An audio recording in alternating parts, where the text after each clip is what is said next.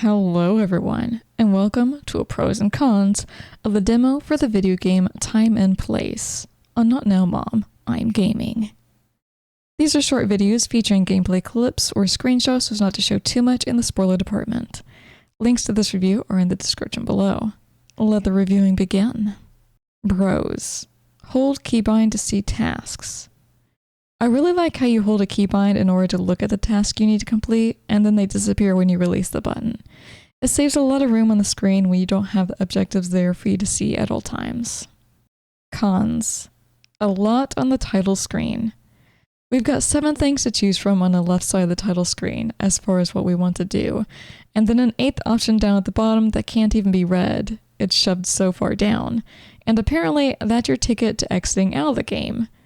I mean, this is upon starting the game for the first time. I can already continue as well as load game. I also understand wanting people to leave feedback and wishlist, but again, it just adds so much clutter onto the left side of the screen it's almost overwhelming. Lack of keyboard and mouse icons. I believe this game is meant primarily to be played with a controller. That's what the keybind icons for which buttons to press suggest, but you can also do things with a mouse at least, but the keybinds aren't there. And if they are, the icons switch from keyboard to controller too quickly. It definitely moves around a lot smoother on controller, so it's a bit annoying that the keyboard and mouse can be tried despite it being so janky.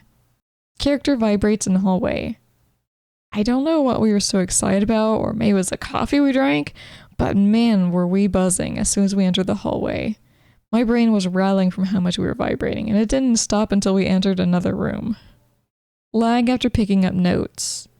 There are some notes in your room that are sitting on a desk. When I picked one of them up, the entire game went into lag mode. It was as if everything was moving at 10 FPS, and man did that kill my brain to witness. Luckily, I'd completed the major tasks at that point and could end the game, but oof.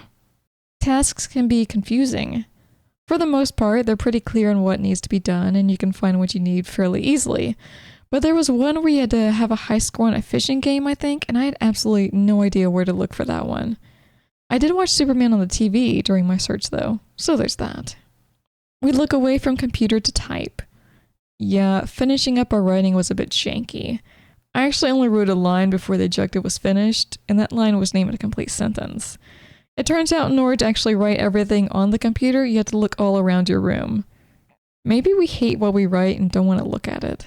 But props to us for being able to write backwards while not facing the keyboard. And that's the end of a pros and cons review of the demo for Time and Place.